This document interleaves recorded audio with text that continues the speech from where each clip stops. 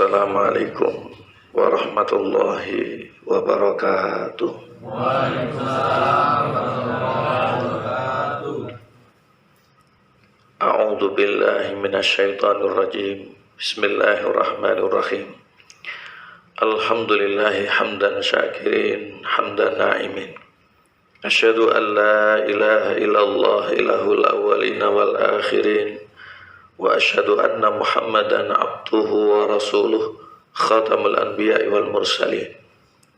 Allahumma salli wa sallim wa barik ala nabiyyina Muhammadin wa ala alihi wa ashabihi ajma'in, amma ba'd.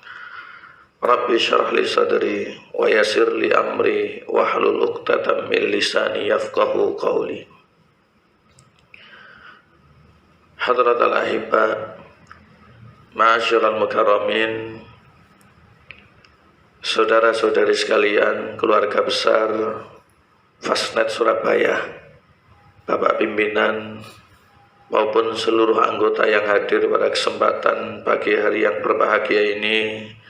Mudah-mudahan kita senantiasa mendapatkan limpahan rahmat, hidayah, barokah serta maghfirah dari Allah Subhanahu wa taala. Sehingga majelis duduk-duduk santai kita ini termasuk di antara majelis ilmu dan ibadah, termasuk di antara majelis nasihat dan juga dakwah, dan bahkan termasuk di antara majelis sakinah dan juga berkah. Mudah-mudahan kita yang hadir mendapatkan yang terbaik dari sisi Allah, sehingga kita termasuk di antara hamba-hamba yang bersyukur. Puji syukur kehadirat Allah tidak luput untuk kita aturkan dalam rangka kewajiban kita sebagai seorang muslim.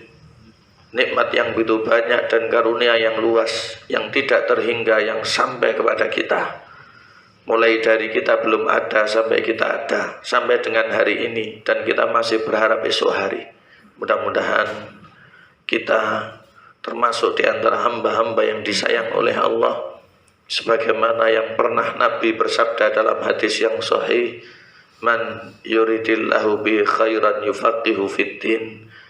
Siapa saja yang dikehendaki baik oleh Allah akan diberikan pemahaman tentang agama. Allahumma ja'alna minal mutafaqih wa minal fuqaha. Mudah-mudahan kita termasuk di antara yang memiliki sedikit pemahaman tentang agama, walaupun kelasnya bukan ahli fikih atau imam-imam mujtahid. Amin. Allahumma amin. Saudara-saudari sekalian yang berbahagia, tidak lupa salawat serta salam kita aturkan atas Nabi, suri tauladan yang diutus oleh Allah untuk membersamai kita. Namun kebersamaan fisik itu tidak bisa kita gapai, tapi kebersamaan secara agama itu bisa kita raih kapanpun. Maka untuk meraih kebersamaan fisik dengan Nabi adalah upaya kita dengan sekuat tenaga, agar kelak di hari kiamat kita dibersamakan oleh Allah dengan beliau. Baginda sallallahu alaihi wasallam yang ahli surga, kita pun insyaallah ahli surga. Sehingga mari untuk kita memperbanyak membaca sholawat, mari untuk kita terus mempelajari agama Islam, mari untuk kita terus mengamalkan dan terus menyebarkan dan terus berusaha agar nanti menutup mata dengan ajaran Islam. Insyaallah hari kiamat mendapatkan syafaat, insyaallah mendapatkan pula ridha Allah Subhanahu wa taala untuk bisa masuk ke dalam surga. Amin. Allahumma amin. Teman-teman, bagaimana kabarnya? Alhamdulillah. Batuk pilek aman ya? Meriah, oke. Biar saya saja batuk pileknya ya. Insyaallah dengan doa panjenengan segera enakan dan mudah-mudahan tidak nular. Pagi hari ini mari sedikit kita bicarakan tentang momentum awal 1445. Kita masih di bulan pertama, bulan Muharram. Kita berada di hari berapa ini? Jumat 10, Sabtu 11, Ahad 13, Senin 14, Selasa ini 15. Masih separuh bulan di bulan pertama 1444. Maka tidak terasa bergantinya tahun menandakan kita ini semakin berumur. Artinya kita semakin dewasa. Yang perlu kita yakin, umur yang bertambah itu semakin dekat untuk kita menghadap Allah. Artinya jatah hidup semakin berkurang. Ada di antara kita yang mungkin sudah mantu. Ada di antara kita yang warna rambutnya sudah putih. Ada di antara kita yang giginya sudah mulai berkurang. Ada di antara kita yang macam-macam. Artinya kita ini semakin dewasa. Dewasa bukan sekedar secara maknawi, tapi dewasa dari usia. Artinya kita harus ingat menghadap Allah itu akan semakin dekat. Sehingga 1445 ini wajib kita berkomitmen. Kalau kemarin ada masa lalu yang kita harap-harap cemas, baiknya mudah-mudahan diterima, buruknya diberikan maghfirah oleh Allah. Tahun ini untuk kita isi dengan yang lebih baik lagi. Setuju ya? Jadi kita itu bukan orang soleh, tapi kita ini juga bukan pendosa nemen gitu ya. Kita ini bukan orang soleh, tapi kita ini juga bukan pendosa nemen. Karena sebagian orang punya pola pikir dirinya itu pendosa, sehingga tidak punya masa depan sama sekali. Masuk surga itu hampir mustahil, nakali tambah nemen. Ada pula yang punya mindset begini, merasa dirinya itu sudah soleh betulan, sudah suci betulan, sehingga nanti sembrono. Ini yang diserang oleh setan adalah hatinya, merasa lebih baik, merasa lebih suci daripada yang lainnya. Ini sama-sama tidak boleh. Maka itu ada satu ayat Al-Quran dalam rangka memaknai tahun baru ini agar kita semakin komitmen untuk menjadi orang baik. Allah berfirman di surat Az-Zumar ayat 53. Kita cek bersama. Az-Zumar surat yang ke-39 ayat berapa tadi? 53. Coba saya minta satu membaca ayat kemudian artinya, nggih. Ta'awud dulu, enggak usah basmalah, kemudian dibaca.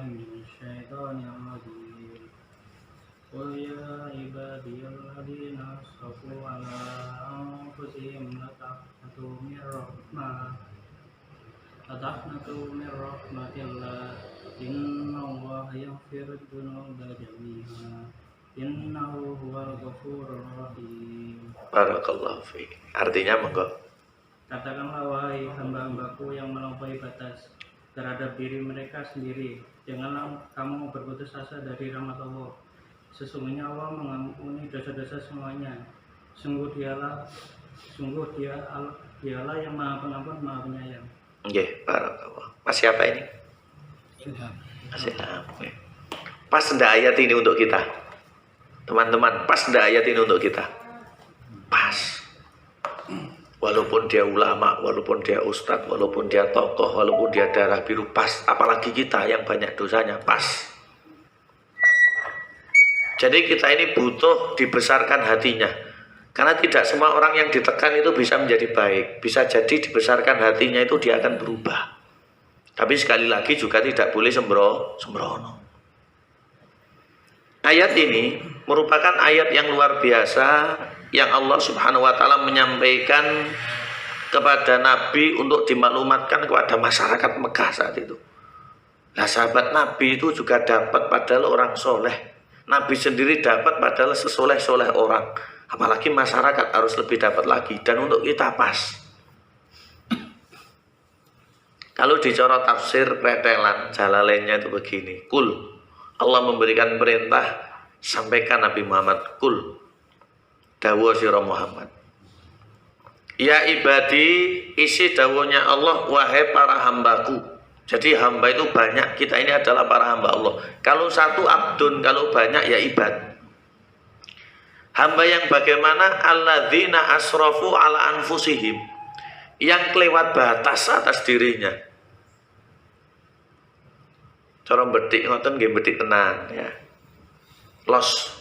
Ada pickup itu di belakang tulisannya wong los ya. Tak inget-inget ya dari tadi ya. Sehingga saya tadi mehlos, soalnya macetnya jalan udah karu-karuan. Tak telateni ya. Ibu-ibu nyolot tak jarne, mbak-mbak nyolot tak jarne ya. Los sudah. Alladzina asrafu ala anfusihim, yang melampaui batas atas dirinya, para pendosa, orang-orang khilaf, orang-orang durjana, semuanya. Selama mereka orang Islam masih mengaku punya Tuhan yang benar itu hanyalah Allah, Allah berpesan, la taqnatu, janganlah merasa putus asa min rahmatillah, dari rahmat Allah. Siapa yang melarang hadirin? Allah. Siapa yang dilarang? Semuanya. Orang baik pun dilarang, apalagi orang yang tidak baik sangat dilarang. Jadi kita dilarang dari berputus asa dari rahmatnya Allah, karena rahmatnya Allah itu luas. Dan kita sama-sama tidak tahu masa depan. Dan kita ini belum ngerti ampunan ataukah murka Allah yang akan kita raih. Sehingga masih dalam nuansa harap-harap cemas. Kenapa ya Allah? Innallaha yaghfiru dzunuba jami'an. Karena sejatinya Allah itu mengampuni seluruh dosa. Loh Ustaz, katanya dosa syirik tidak diampuni. Iya. Menurut Al-Quran surat An-Nisa ayat 48 dan juga ayat 116, innallaha la yaghfiru ayyushraka bihi. Allah tidak mengampuni dosa syirik kepadanya. Itu kalau tidak tobat atau dibawa mati. Berarti kalau keperucut maka tidak diampuni. Selama itu bertobat, insya Allah mudah-mudahan diampuni. Dulu para sahabat Nabi ada orang musyrik. Pernah tidak kita kira-kira syirik begitu? Pernah kan? Tapi kita akan kapok. Kita akan berdosa. Apalagi dosa-dosa selainnya. Kita pernah nakal. Mungkin ada yang pernah minuman keras, tobat. Ada yang pernah nggak sholat, tobat. Ada yang mungkin yang pernah berzina, tobat. Ada mungkin pernah mencuri, tobat. Semua kita tobat. Rahasia kita dengan Allah Subhanahu wa ta'ala. Ya. Allah berpesan, la taqnatu min rahmatillah, jangan berputus asa dari rahmat Allah, karena Allah yaghfiru dzunuba jami'an, mengampuni dosa seluruhnya. Tapi bagi yang dikehendaki olehnya. Kemudian Allah menegaskan, innallaha ghafurur rahim. Innallaha wal ghafurur rahim, dialah Allah zat yang maha pengampun lagi maha penyayang. Maka Allah ini pengampun punya ampunan, Allah penyayang punya rahmat. Maka di antara ampunan Allah itu di magfirahnya ghafur, di magfirahnya ghafar, dan di taubahnya tawab. Artinya Allah itu al-ghafur, mengampuni. Allah itu al-ghafar, banyak ampunannya. Allah itu tawab, senang kepada hambanya yang tobat sehingga menerima tobatnya. Ini yang harus kita maknai, kemudian kita hadirkan dalam rangka kita gayo bersama. Hadirin rahimakumullah, 1445 ini memang penuh misteri. Tapi momentum kenapa dulu Umar bin Khattab sampai kemudian menjadikan tahun Hijriyah itu semenjak Rasulullah hijrah. Ini dalam rangka perbedaan dengan ahli kitab, mereka punya tahun Masehi. Adapun Hijriyah itu adalah tahun Islam yang dihitung lewat bulan, yang mulainya semenjak 632 Masehi. Lah Hijriyah, Rasulullah dulu hijrah di usia 53 tahun dari Mekah ke Madinah. Maka kemudian beliau berhijrah di bulan Rabiul Awal, Rabiul Akhir atau September Oktober. Jadi hijrah itu bukan sebagaimana Muharram. Walaupun tahun Islam itu awalnya Muharram, tapi hijrahnya itu Rabiul Awal, Rabiul Akhir. Ini kebanyakan ucapan para sejarawan. Bagaimana perjuangan beliau tempat ke tempat dan seterusnya. Sehingga hijrah atau berpindah tempat ke tempat itu legal kapanpun. Tapi kan kita sudah di tempat yang baik, tinggal kitanya. Betul tidak? Betul tidak teman-teman? Maka hijrah ini kita maknai bukan sekedar pindah, tapi berubah. Jadi bukan hanya tempat ke tempat, tapi kita yang dulu ke kita yang lebih baik di depan, yang sama-sama kita tidak tahu. Cara ular sampai dadi kupu ini kan butuh apa namanya itu? Metamorfosis, metamorfosa. Leten Sidoarjo itu ada metamorf, apa cantikan itu loh ya. Coba saya tanya, metamorfosis apa metamorfosa? Ini asli ilmu, ada literaturnya apa bedek apa ngawur? Asli ya. Nggih. Asli itu kan asli sok kleru gitu ya. Baik, kita kembali. Ya metamor lah. Itu butuh proses. Dan kita masih berjalan di arah situ dengan komitmen yang kuat. Jangan sampai perjalanan kita itu tumbang di tengah jalan. Karena survei membuktikan jadi orang soleh itu tidak ada jaminan sampai akhir hayat. Jadi orang jelek pun juga demikian. Tapi untuk menjadi baik itu butuh pengorbanan. Maka dua hal yang disyarat oleh alim ulama agar kita ini betul-betul latak natu min rahmatillah, karena innallaha yaghfirud dzunuba jami'an. Yang pertama untuk berubah itu agar betul-betul sat-sat ya. Nanti itu ajak sampai akhir hayat insya Allah surga. Itu obsesi ini harus lillahi rabbil alamin, tidak ada sedikit pun remang-remang. Jadi saya pengen baik ya Allah keranten jenengan. Saya pengen berubah ya Allah keranten jenengan. Saya pengen soleh ya Allah keranten jenengan. Bukan keranten moro sepah, bukan keranten bojo, bukan keranten anak utawi mantu, bukan keranten tonggo, atau bukan keranten undang-undang atau pihak yang berwajib. Karena itu masih belum menjadikan ketulusan itu pol. Ketika belum pol, nanti masih ada kemungkinan itu bugrek di jalan ya, ledeh saudara. Tapi kalau sudah pol, Allah subhanahu wa ta'ala itu tidak akan tumbang, tidak gampang goyah. Wong niatnya sudah lillahi rabbil alamin. Sebagaimana orang sholat itu kan inna sholati wa nusuki wa mahyaya wa mamati lillahi rabbil alamin. Cara sholat lek ben gak keju, lek isis kena AC dan yang lain, ya akhirnya sholatnya bisa buyar nanti. Tapi karena lillahi rabbil alamin ya sampai salam harus seperti itu ya. Nabi mengajari kita. Makanya dulu ada hadis terkenal dikutip oleh Imam Bukhari Muslim dalam hadis sahih itu, disampaikan oleh Umar bin Khattab. Di Arab dulu itu ada janda cantik ya, namanya Ummu Qais, panggilannya itu Ummu Qais. Anaknya berapa, ininya siapa, wallahu alam ya. Yang penting panggilannya itu Ummu Qais ya. Lah ada laki-laki dari sahabat Nabi itu terobsesi untuk mempersuntingnya. Ya ini lumrah. Justru laki itu memang harus menikahi wanita gitu loh ya. Pulpen kudu duwe tutup. Lek pulpen tukaran mbek pulpen ya repot nanti. Betul tidak? Sehingga saya itu kalau mencarikan orang jodoh atau orang minta jodoh tanya normal ya. Sampai ndak bahaya ndak? Bahaya. Ya. Jadi ada sahabat Nabi itu pengen mempersunting. Akhirnya wanita ini tidak mau dinikahi kalau orang itu tidak berhijrah, sehingga melok-melok hijrah. Obsesinya karena apa? Rabi. Obsesinya karena nikah. Lah Nabi mendasarinya jangan sampai perjalanan 1 bulan yang jauh-jauh dengan segala pengorbanan itu bogrek di jalan.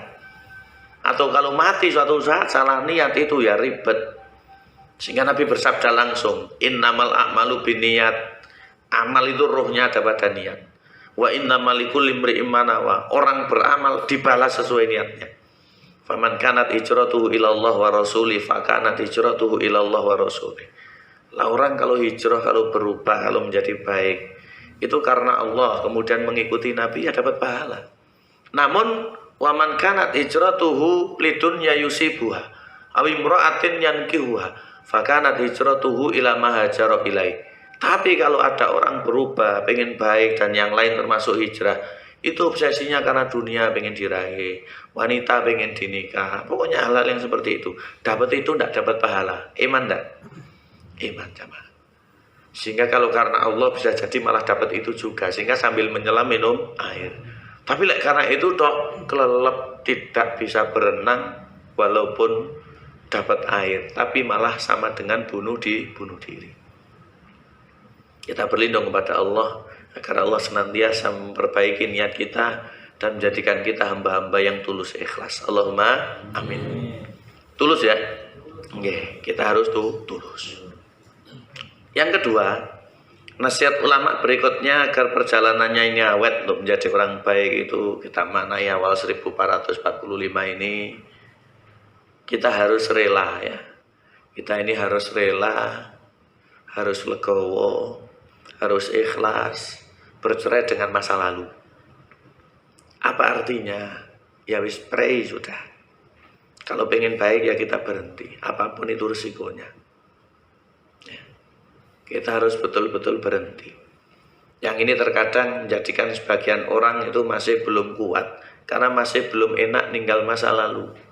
Bahkan dalam kitab Madarijus Salikin, Imam Ibnul Qayyim termasuk ulama kondang kenamaan menyampaikan yang menghalangi orang untuk bisa tobat total itu atas wifu bitaubat. Di antaranya itu kosak-kosik, kemudian di antaranya lagi yang kedua hubul maksiat. Hati itu masih ada sedikit rasa pada masa lalu itu. Ya.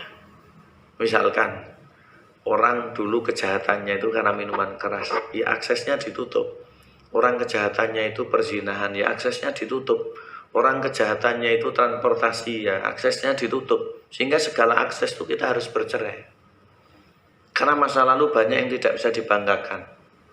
Sekiranya menjadi cerita untuk pelajaran agar orang tidak jatuh, tidak perlu kemudian diekspos. Biarlah Allah menutup menjadi rahasia sehingga di akhirat nanti tidak perlu ditampakkan, kita sudah mendapat ampunan.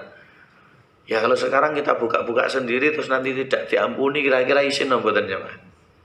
Di hadapan seluruh manusia, di situ ada anak kita, istri kita, suami kita, mertua kita, orang tua kita, murid kita, guru kita. Kita dulu begini begitu dan seterusnya. Karena dua ayat terakhir surat Al-Zalzalah itu, "Faman ya'mal mithqala dzarratin khairan yarah." Nanti ditampakkan yang baik itu baik. "Faman ya'mal mithqala dzarratin syarran yarah." Ditampakkan yang buruk itu buruk. Kira-kira kalau sekarang siap enggak kita? Kita enggak siap ya, Pak. Ada ulama yang meninggal dunia usia 124 tahun. Dari Yordania, ulama besar. Ahli ilmu betul. Keluarganya itu tidak neko-neko, yang bersangkutan ahli ilmu, banyak diam di rumah. Tengah malam itu membangunkan istrinya untuk sholat, kemudian doa sampai subuh. Kalau orang datang berkunjung untuk nyantri atau datang berkunjung untuk mengambil sanad ilmu, itu malah diminta doa. Doakan saya ini nakal, orang banyak tidak tahu. Seperti itu terus sampai rahimahullah meninggal dunia. Itu orang soleh. Ya. Yang seperti itu orang soleh. Jadi kita harus rela, kita harus tega, kita harus kuat, kita harus legowo berpisah dengan masa lalu. Ya, menjadi diri kita yang baru. Adapun terkait dengan orang-orang tertentu di masa lalu, kalau kita ajak mau iya, kalau tidak ya kita batasi. Jangan sampai kemudian kita kembali lagi. Dengan dalih ngubuyuki, guyupi, atau kemudian mewarnai, bisa jadi orang itu malah tumbang di tengah jalan. Bisa jadi seperti itu. Dulu tidak pernah sholat, tidak pernah Jumatan. Kemudian belajar untuk khusyuk sehingga Jumatan sambil sholat 5 waktu. Dicegat temannya di jalan. Sok suci ya bro, jemput khotib aku niki. Ngepel masjid ah. Ya iya ora apa-apa lek rene wong. Ayo lek melu gitu, jangan. Iya jane aku ngene ora penak. Akhirnya nanti katut lagi begitu loh ya.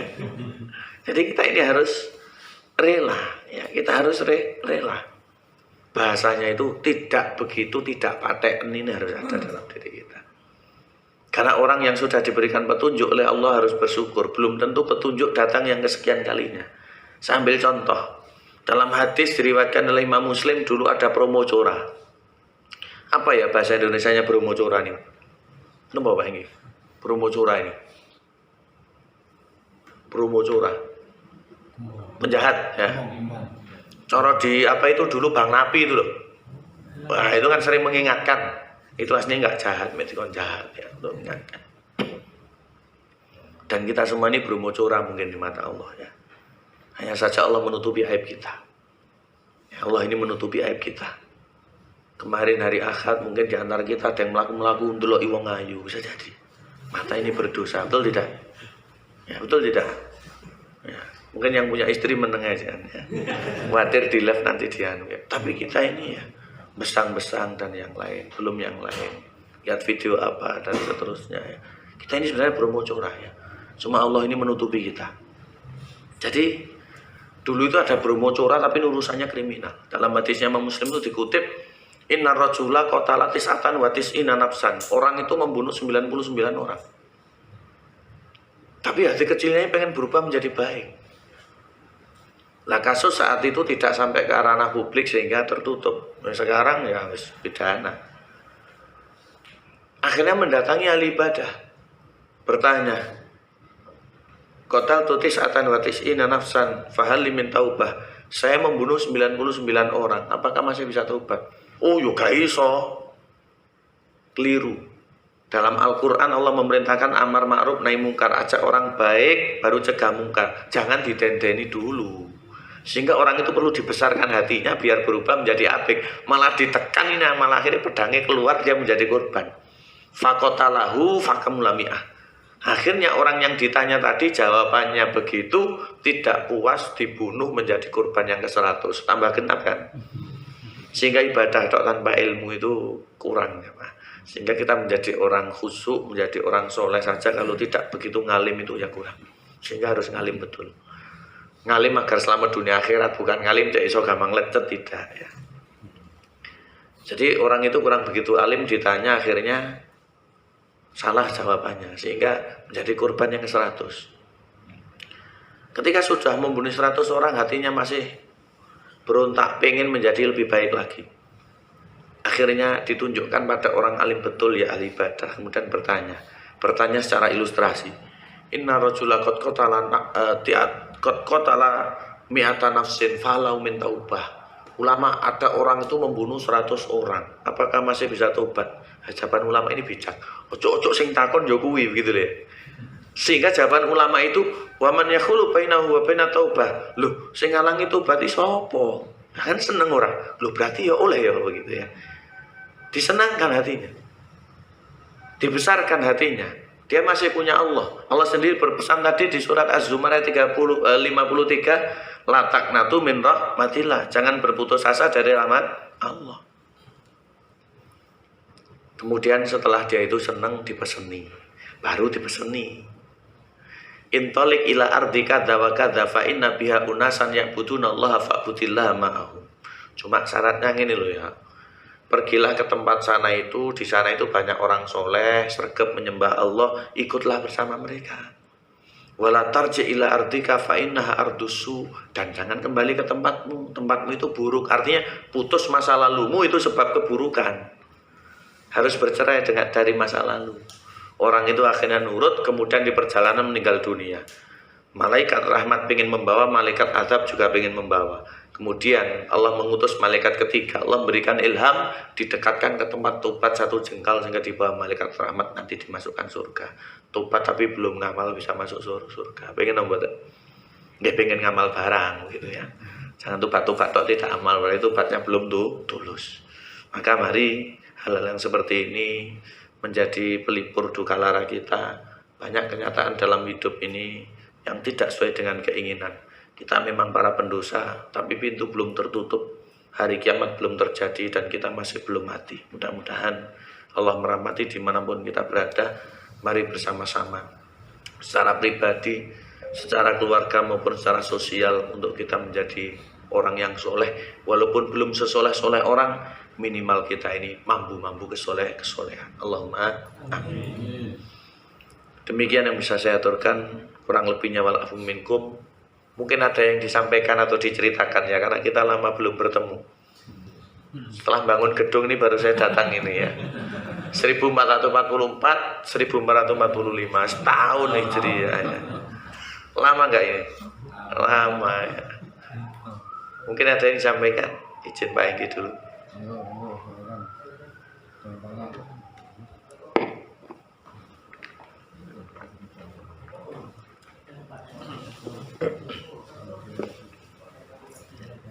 Tidak ada ya. Baik, kalau tidak ada terima kasih. Inilah tausiah yang baik ya. Tidak kedowo-dowo ya. Yang penting materi bisa dipahami begitu. Jangan materi ditanya-tanya lagi. Nanti gak blidru ya. Barakallahu fikum. Kita lanjutkan dengan aktivitas yang lain. Allahumma barik lana inama kunam, dan berkah senantiasa mengiringi kita. Salam untuk keluarga dari kami. Wa akhiran kita usaikan dengan baca istighfar majelis. Subhanakallahumma bihamdik asyhadu an la ilaha illa anta astaghfiruka wa atubu ilaik. Wallahu muwaffiq ila aqwamit thoriq. Wa akhiran wassalamu alaikum warahmatullahi wabarakatuh.